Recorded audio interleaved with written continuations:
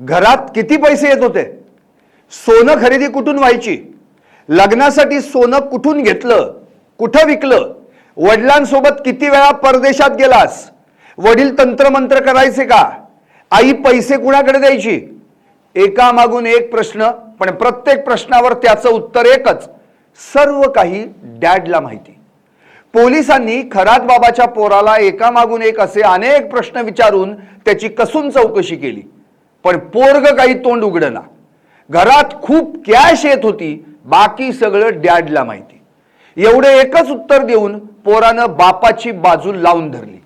खरातचं पोरग हर्षवर्धनच्या चौकशीत नेमकं काय घडलं पाहूयात यावरचा हा स्पेशल रिपोर्ट। सर्व काही डॅडला माहिती, बायको फरार, पोरग लबाड।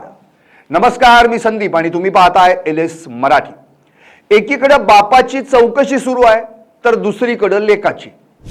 घरातून ताब्यात घेतलेल्या खरात बाबाच्या मुलाची म्हणजेच हर्षवर्धन खरातची SIT कडून चौकशी सुरू आहे, पण पोरग इतकं लबाड पोलिसांना काही थांग पत्ताच लागू देईना। SIT कडून त्याच्यावर विविध प्रश्नांची सरबत्ती केली, पण पोरग काही बोलेना। नाशिकच्या महाराष्ट्र पोलीस अकादमीत गेली 2 दिवसांपासून त्याची चौकशी सुरू आहे। पोलिसांनी कोणते विचारले प्रश्न आणि हर्षवर्धन खरातनं काय दिली उत्तर तुम्हीच ऐका। SIT चे प्रश्न, खरातच्या पोराची उत्तर।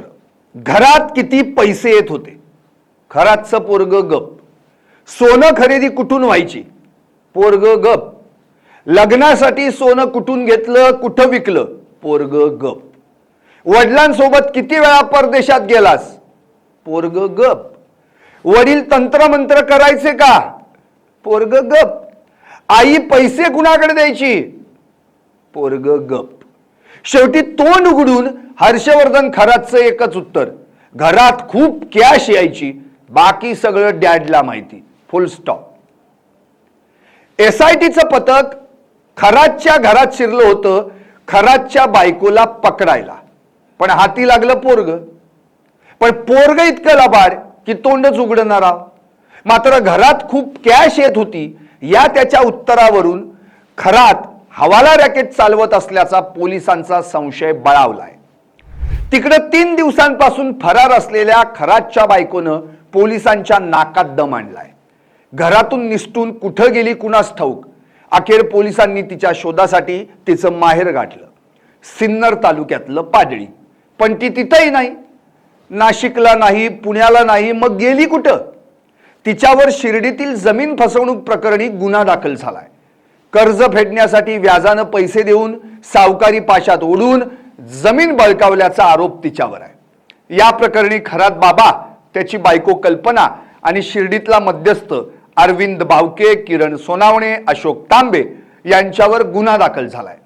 बाकीचे ताब्यात, खरात आत पण बायको फरार।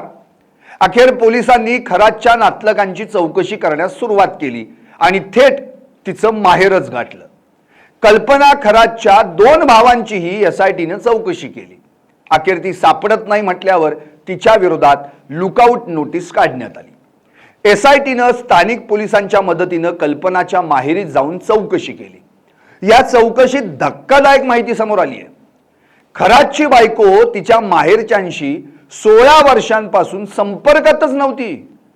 कारण काय माहिती आहे? खरात बाबा तिला तिच्या माहेरच्या माणसांना भेटायलाच जाऊ देत नव्हता। ही माहिती तिच्या नातेवाईकांनीच दिली आहे। लग्नानंतर कल्पनानं माहेरशी फारसा संपर्कच ठेवला नव्हता।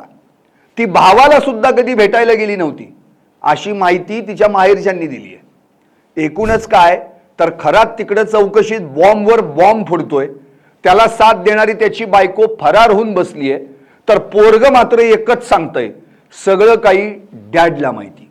थोडक्यात सारं कुटुंबच रंगलंय लफड्यात, बाकी काय? तुम्हाला काय वाटतं? व्हा व्यक्त आणि पाहत रहा LS मराठी फक्त।